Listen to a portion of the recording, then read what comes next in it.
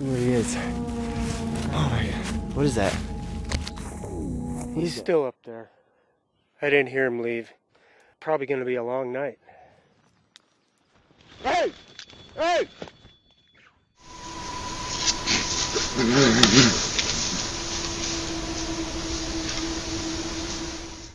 Venturing into the woods alone at night can be terrifying. But what happens when you encounter someone, or something, you'd rather never meet? Like this first encounter on March 21st, 2025, that happened deep in a remote stretch of forest in Slovakia. A man set out to enjoy a peaceful camping trip with his dog.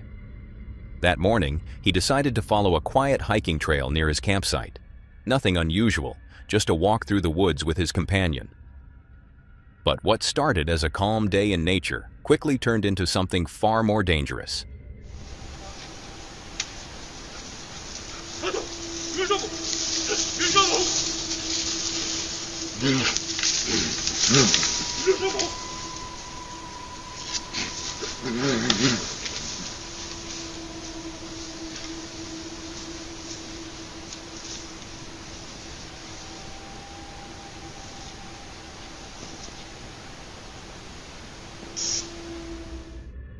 As he made his way along the path, he passed a mounted trail camera aimed directly at a narrow clearing ahead. At the time, he didn't think much of it. In fact, he even commented on how odd it was to see a camera placed so precisely in such a remote location. What he didn't consider, however, was what that camera likely meant. Trail cameras aren't usually placed at random. Hunters, wildlife researchers, and park officials typically set them up in areas with consistent animal activity, especially where large predators are known to roam. Seeing one pointed so directly at the trail should have raised concern. But the man was unaware that he was walking straight into a highly active wildlife corridor. And as you saw, moments later, the peaceful atmosphere shattered. And yet, despite how quickly it escalated, both he and his dog walked away unharmed.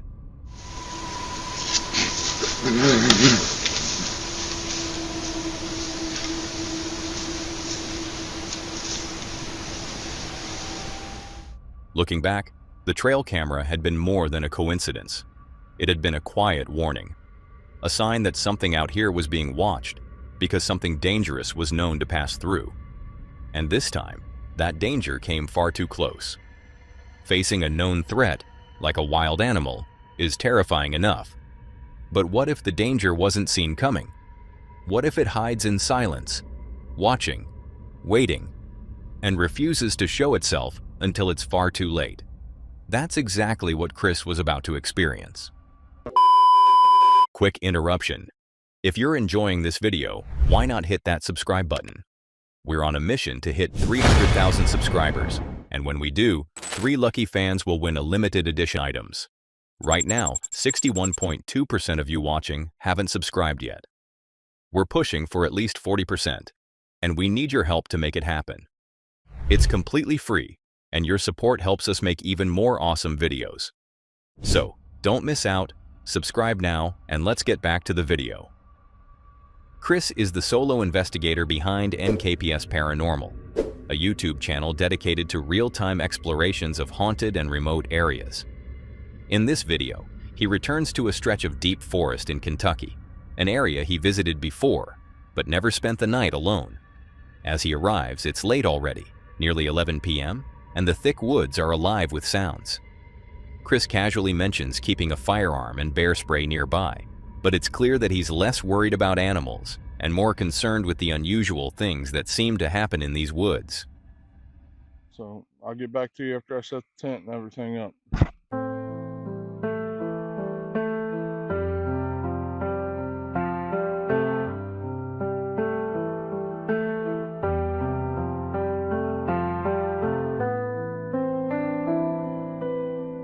Guys, like I said, I'm camping here tonight, trying to catch something for y'all.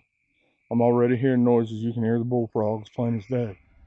With everything set up, Chris settles into his tent and begins arranging his gear for the night. But that's when things start to take a strange turn already. I don't think I'm gonna cook tonight. What was that?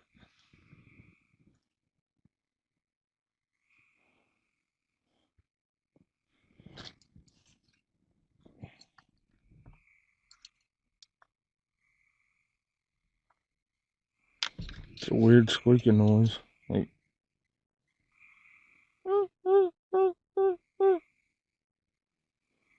almost like a turkey event. Turkeys don't do that at night. Guys, I'm hearing stuff walk around the tent. I've got the knife here for protection. Also got the pew back here, the gun, GUN. But that, you hear that noise between the frogs? I think that's a coyote, but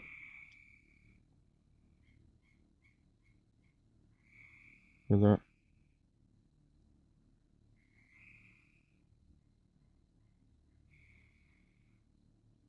I don't know. Never heard that noise back here before. Although Chris is armed and more than capable of defending himself, the sound unsettles him. It's unlike anything he's heard in these woods before. Still, this is exactly why he came, to capture the unexplainable. With a mix of tension and quiet satisfaction, he stays composed, listening carefully to his surroundings. Oh, and I already started the old step 2, Steve Wallace style. Got some Southern Comfort in there.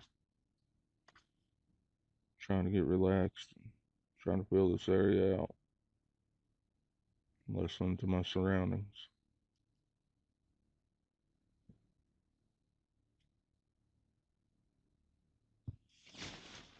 Somebody out there?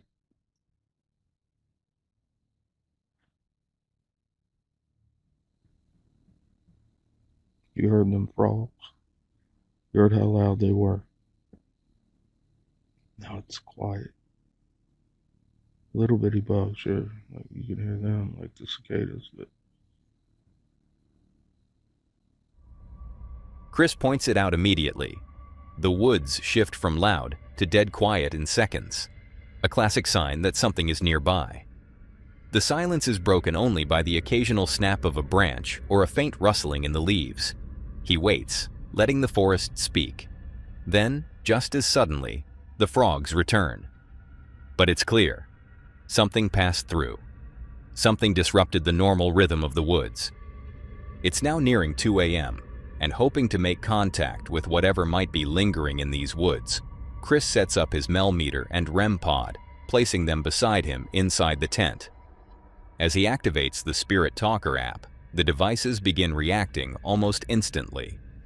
For several minutes, Chris asks questions and receives consistent responses, enough to convince him that something is indeed present here. But what he doesn't realize yet is that the most disturbing part of the night may not be paranormal at all. well, I'm gonna give you all a few more minutes, and then we're gonna call this quit with this stuff. Then we're gonna go out and walk around and see what we can get into, see what we can find. And then we're gonna call it a night. Hey! Hey! What the fuck was that? Jesus Christ. Something just literally jumped on this tent. Despair.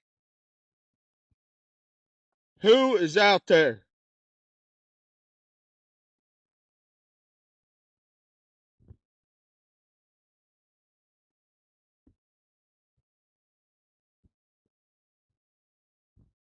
Did you all see that? Of course, the sudden impact completely shook Chris.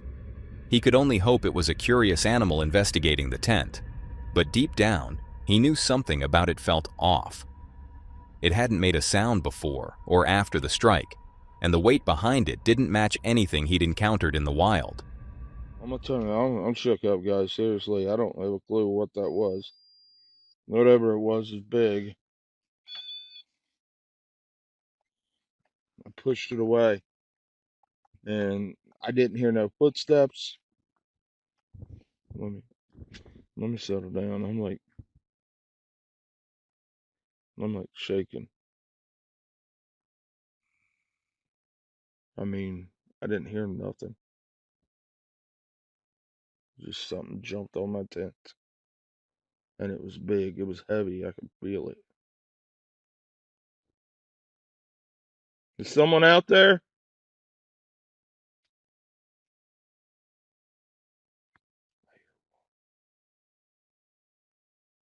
Guys, I am armed in here. Man, that made me. I'm still shook up about that. That scared the living daylights out of me. It took time for Chris to steady himself again. Still rattled, he tried to convince himself it had been something harmless. But no matter how he reasoned it, the feeling of something jumping onto his tent, without warning, without footsteps, lingered in the back of his mind. Everything in his body told him to leave. And yet, he stayed. Guys, I don't know if I can sleep out here all night now. There's that noise again. I hope it's picking up on the mic. It's like chatter, like back and forth.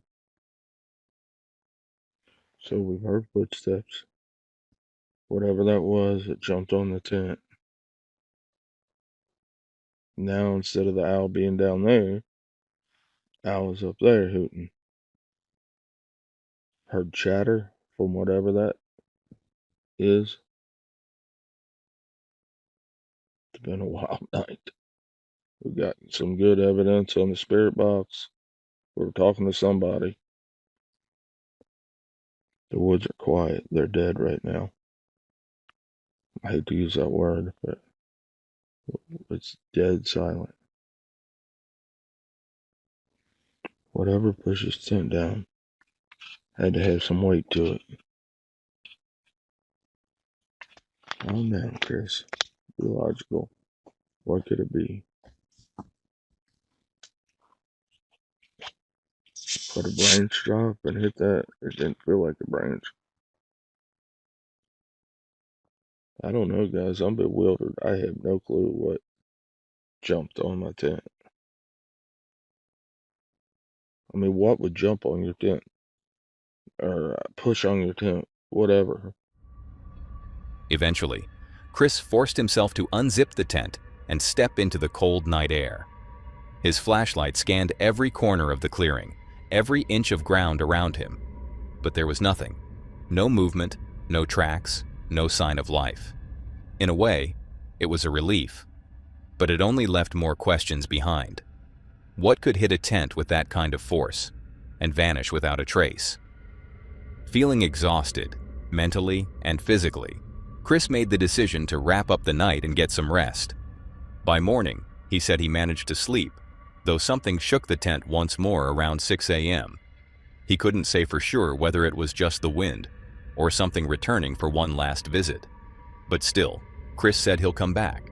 There are still things out there he wants to understand. But for now, he leaves these woods behind, carrying proof that something came to him in the dark and left without ever being seen. Chris may have left those woods behind with more questions than answers, but for the next adventurer, there was no question at all. What unfolded during his quiet solo getaway turned into something that felt ripped straight from a horror movie. And that adventurer was Ben from the YouTube channel Cascade Trekker, where he documents his solo camping and outdoor adventures across the Pacific Northwest.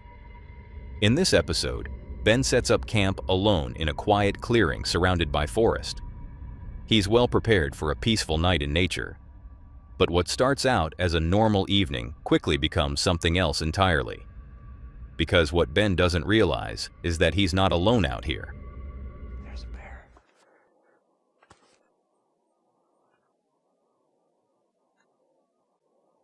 Hey, man.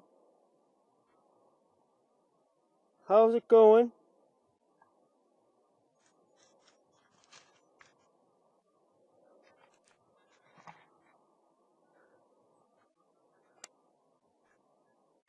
So, the bear sighting,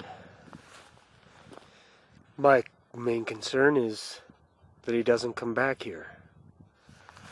You know, it's going to be dark soon. I'll be in this flimsy tent. Okay, so my very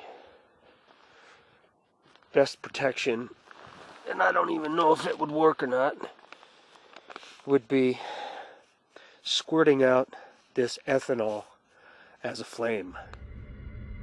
Shortly after arriving at camp, Ben spots a black bear nearby. As you saw, it didn't get too close, but the timing couldn't be worse. Nightfall is approaching, and naturally, his concern is that the bear might return once it gets dark. And if it does, there's little he can do to stop it. Ben begins preparing what little defense he has. He brings his backpack inside the tent, knowing any lingering scent of food could attract unwanted attention. It's a cautious, calculated response, but the tension is already building. I'm not really scared. I should be, because he ran pretty fast. Looked really strong and healthy. Yeah. He was right here the whole time. What do you want? See? There he is, huffing away up there. What do you want? Come on. I'm not leaving. Get out of here.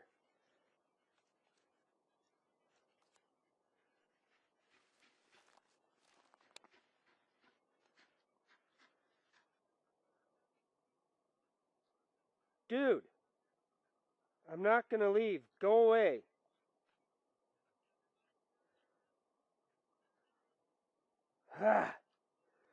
I can make noise too. Go on. I knew it. Listening to me from right over there. And he's just somewhere up on this slope. Come on.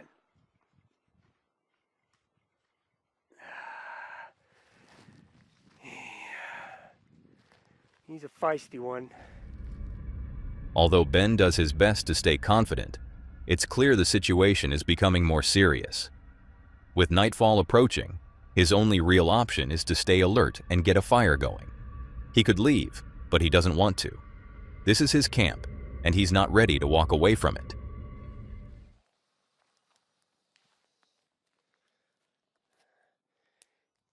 He's still up there. I didn't hear him leave. It's probably going to be a long night. Here's one thing.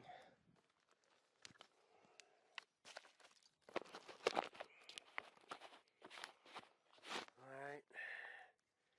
Here's secret weapon 1.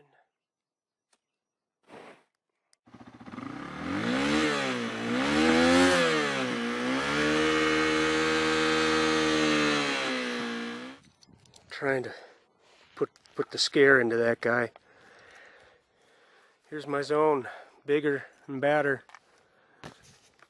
and kind of a blockade of firewood here. I know he's still up there.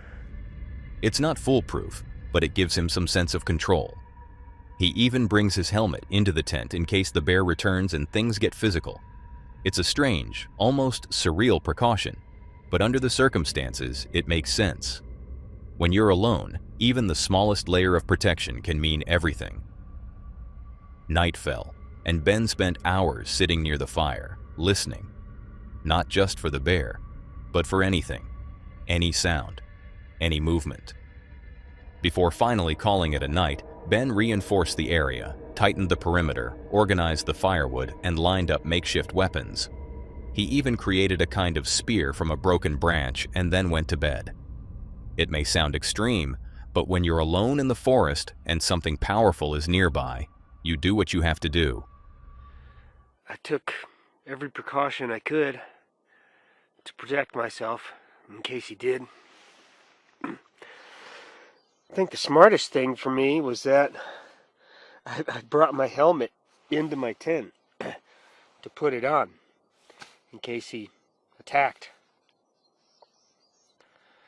I think mostly the guy was curious. You know, this is probably a familiar place for him. And not too many people come back here. By morning, the bear hadn't returned. But that doesn't mean the night was easy. In his words, it wasn't about the weapons. It was about making a show of physical presence. Dragging logs, snapping large branches, creating noise.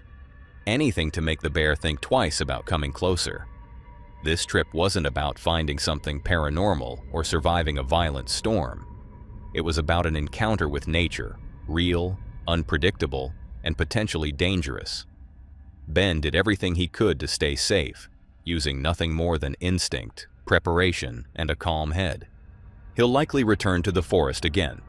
But after this experience, it's clear, when you're alone out there, things can change fast.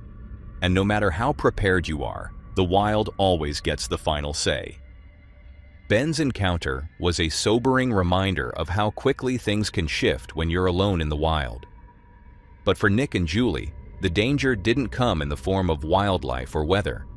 It was something far more subtle and far more unsettling. Nick and Julie are a couple known for their outdoor adventures and peaceful van life content. On their YouTube channel, simply called Nick and Julie, they document quiet hikes, scenic drives, and nights deep in the wilderness, far from civilization.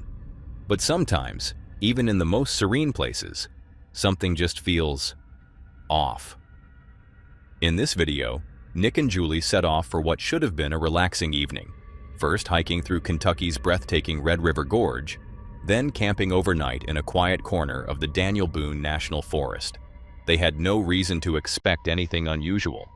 But as you may know, the wilderness can carry surprises no one sees coming.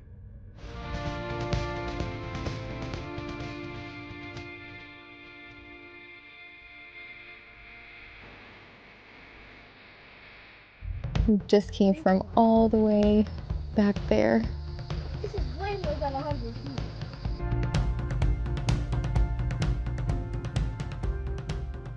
It is 65 feet tall and 75 feet across. That's incredible that this is just natural like that. So beautiful. Nick and Julie are having an amazing day. Sunlight filters through the trees as they take the sky lift to the top of the natural bridge, one of the area's most iconic sandstone formations. And as they hike back down, the scent of pine lingers in the air, and the last blooms of rhododendron catch the afternoon light. Both enjoying every single bit of their little adventure.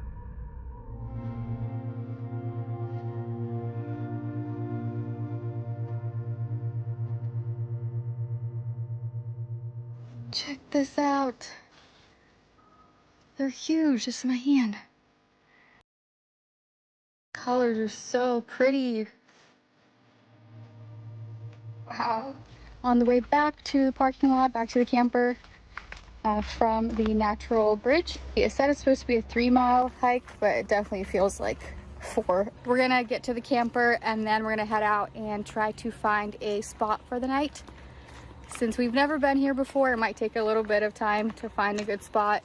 And here in Daniel Boone National Forest, you are allowed to camp in the forest. You just need to get a permit, which we did earlier today. So we need to find a good spot before it gets too dark and we're stuck making dinner in the dark. After some time searching, Nick and Julie settle on a spot by a quiet creek. At least, it seems like a good choice at first. Dusk is beginning to fall, and the shadows between the trees stretch longer with each passing minute. They try to focus on preparing dinner, but that's when they begin to notice small, unsettling details. Things that don't quite belong. This side is pretty quiet and peaceful. We haven't seen anyone around yet, but some things are kind of sketchy around here. First of all, there's a bottle of alcohol in the tree. And then there's a bunch of gun shells. There's a shotgun shell. There's a gun cartridge there. There's some broken glass. There's another gun cartridge. When we were driving in, we broke our reboost antenna. Probably got snagged on a tree branch or something. Are you feeling creeped out right now? Yeah, I think so. People sometimes come here to party and shoot guns or something, I guess. I don't Yeah, know. and they drive four-wheelers and stuff. Yeah, this is all like Tire tracks and... mud, so hopefully it'll be a quiet night. It should be. We've been here for like an hour. There's nobody driving.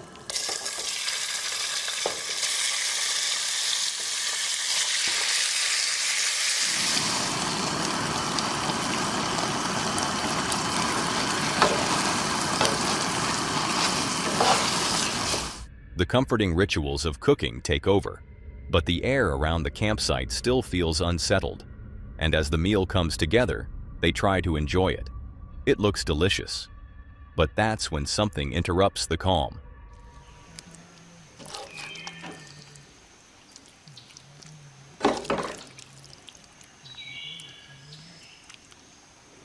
Here, add some more Parmesan cheese on top. Very good. Let's give this a try. I'm really hungry from the hike that we did.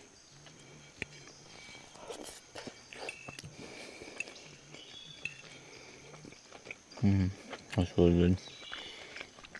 That's delicious. While we were making dinner, some like 2 4-wheelers drove up from the woods, and they kind of just like parked in front of our truck and camper, and they just stood there for about like, how long do you think it was? Like a good 20 minutes. Yeah. 2 4-wheelers emerged from the woods and parked directly in front of their camper. The engines went quiet, but the riders didn't get off. They didn't say a word. They just sat there, watching. It's impossible to tell what they want or whether they're simply passing through. But in a forest without cell service, where no one would hear you call for help, silence begins to feel like a threat. Yeah, they already left, but I don't know if I want to stay here. I don't know.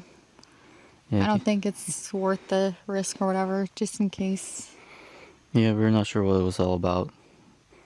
Yeah. If it was just, they're just standing there for no reason, or if they just don't want people staying here. Who or, knows? Yeah, I'm not sure. they didn't say anything. They just parked in front of the truck. Yeah, so it's for kind of 20 weird. minutes. There's no service here, Yeah. and it's just in the middle of the woods. There's no one here, so we don't know what that was all about. I think it's best to just pack up and leave at this point, just in case. Who knows? Better be safe than sorry. Yeah. Eventually, the 4-wheelers disappeared back into the forest without a word. But the damage is done. They don't know who those people were or what their intentions might have been. But one thing is clear. Staying here overnight no longer feels safe. So they pack up. There's something eerie about how fast peace can turn to unease. How a bottle in a tree or a shell casing in the dirt can begin to paint a different story, one you'd rather not finish. Some places welcome you in. Others let you know, without a word, that you shouldn't stay. And sometimes, it's best to listen. Some leave the woods because of a warning, others because of a threat they couldn't name. But for this next group, the danger didn't announce itself at all. It crept in slowly, disguised as laughter, daylight, and the kind of fun that usually feels harmless, until it doesn't. And that was shared by the channel Co-op Dog Prone.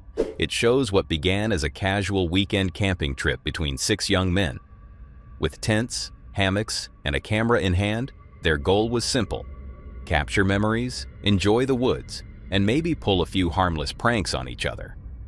But somewhere deep in those woods, the trip took a darker turn, one that none of them expected. The video opens lightly. They laugh, set up camp, joke around, and even stage a fake ritual using leftover food to prank the others. It's the kind of thing you'd expect from a group of close friends enjoying the outdoors. But as the daylight fades, so does the sense of ease. Hi guys, here we are. Say hi. There we go. We got this tent over here all set up. Keegan, put that away. You gotta finish unpacking, bro. I'm gonna prank them really bad. I have some leftovers from our lunch earlier. I'm gonna make it seem like, I don't know, there was a seance or a ritual happening. So here. If you do something right here. I'll add a little bit more to it. Okay, yeah, there we go. That looks like something. All right, I'm gonna get ready and I'm gonna call them up here. Hey, guys, come here. I found something really, really creepy. Come here. I don't know what it is. Yeah, What the heck? Oh, that's weird. Dude, that's just someone's chicken bones. No, dude, it looks like some kind of like spirit shrine, like something like that, like you'd use for like a ritual. That's you know? strange. Oh yeah, really? Yeah. I feel like it's calling to me. Like I need to. Ah, Jesus. Okay, got you. The scene feels familiar. Cheap tents, folding chairs, and the carefree energy of a summer night just getting started. Nothing suggests that anything is out of the ordinary. The only concern is the distant sound of thunder rumbling in the background. But as clouds gather above, something in the mood subtly begins to shift. It's hard to place, but it's there. All right. So right now we're in here waiting for the rain to start and then finally stop so that we can go back out and, you know, chill around a fire. All right, guys, it's about to rain. We're in kind of the eye of the storm right now. There's something bad coming up. Jacob's coming in here. I don't know. It's kind of spooky out there. It's getting dark. Outside, the wind picks up in short, restless bursts, and the thick, humid air carries the unmistakable scent of rain. One of them jokes that they're in the eye of the storm, but the laughter doesn't quite land. Smiles start to fall, and eventually, with no sign of the weather easing up, they sign themselves to a night inside their tents, bored, disappointed, and unaware that the unease they feel is only just beginning to take shape. I swear, I just heard a sound, but I could just be going crazy. Guys, wake up. David, I heard a noise outside. I swear, it was like a howl, like a scream, something. Stop screaming. You already did this. No, I'm not, I promise. So late. The first sound is brushed off. Someone thinks it's just another joke. But then, when they're pushed to check outside, the tension rises sharply. One of them seems to be missing. Almost 4 in the morning.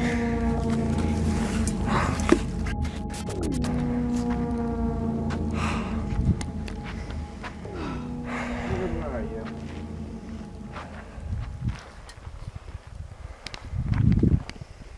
Jesus. Yeah?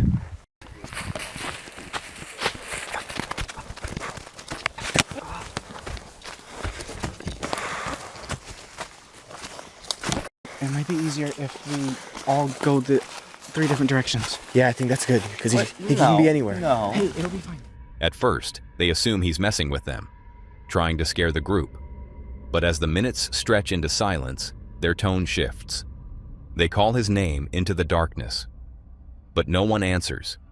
And deep down, they know something's wrong. There he is. Oh my God. What is that? What is that? It's Jason's phone. Okay, wait. So we're last. Something's definitely happening here. I swear to God, you guys are getting me back, right? You wouldn't do that? Oh, I swear to God, dude, I thought it was you. Eventually, they split up to search for him. Panic creeps in. Arguments break out. The camera shakes with uncertainty.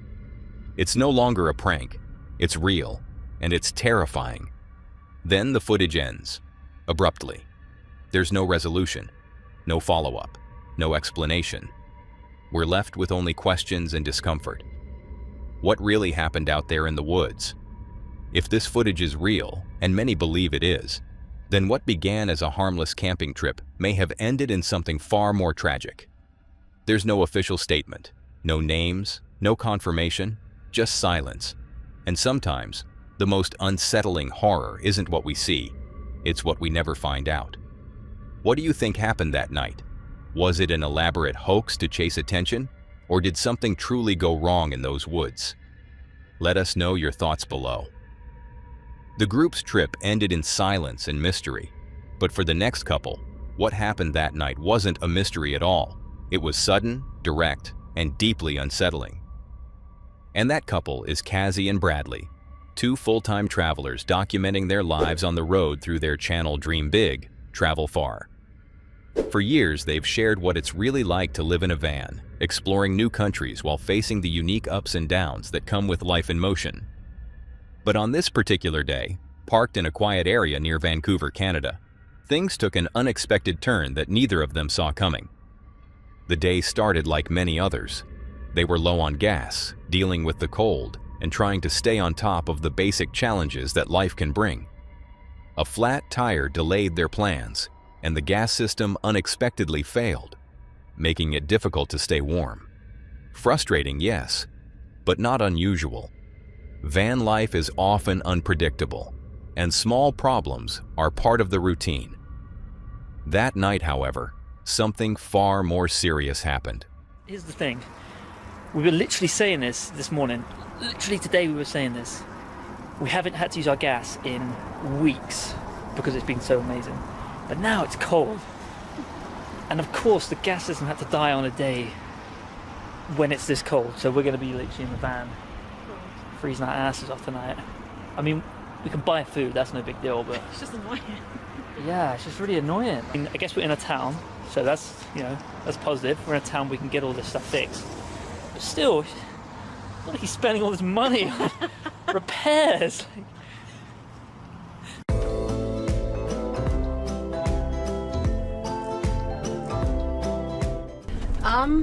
So we literally just had someone, I don't know what time it is. It's like Midnight. it's midnight, and someone tried to open the van door. Obviously, we're in the middle of nowhere in the Yukon, but yeah, they tried to open it, so There's other RVs like next to us. Yeah. There's a massive RV next to us. Brad jumped in the front literally, and we just started like driving away. While they were parked in what should have been a safe area, someone tried to open the van door. It was sudden, quiet, and deeply unsettling. It was the kind of moment that instantly shifts your mindset, from relaxed to fully alert. Wow.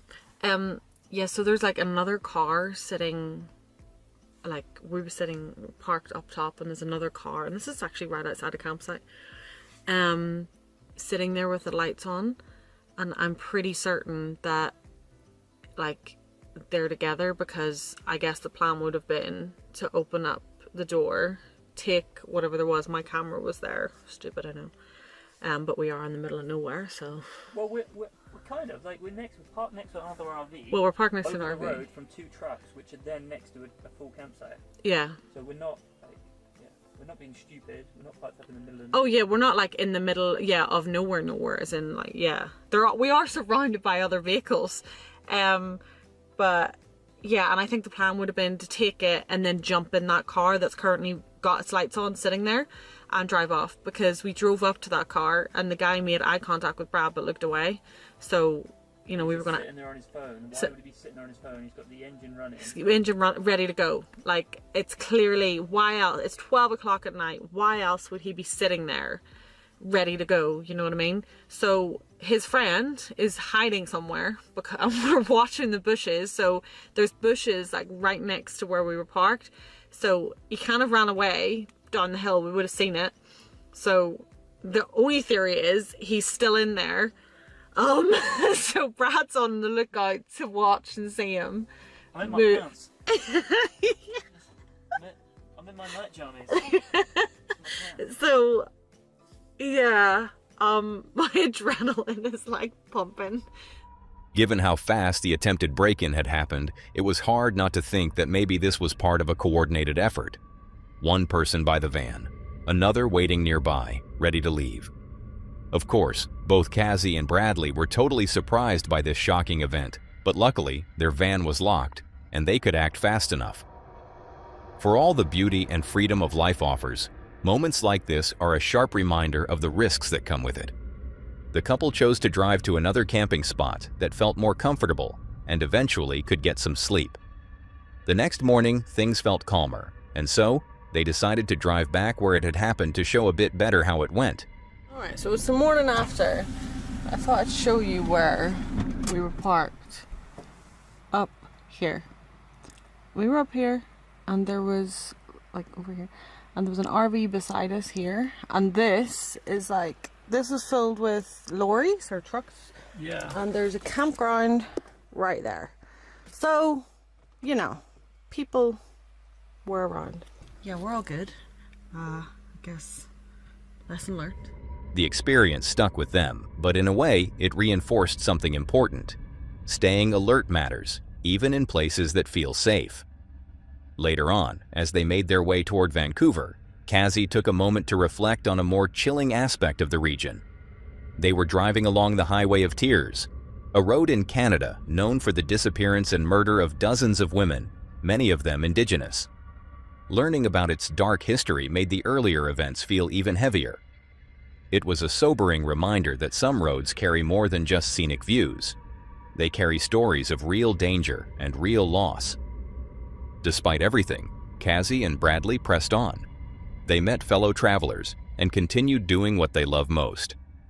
But for them, and for anyone watching, the message is clear. Even the most beautiful places can hold unsettling moments. And when your home has wheels and your front door can be opened by a stranger in the night, staying cautious isn't just wise, it's necessary. Now that was all for today, folks. If you enjoyed these horrifying clips, subscribe to my channel and click to see more on the video on screen.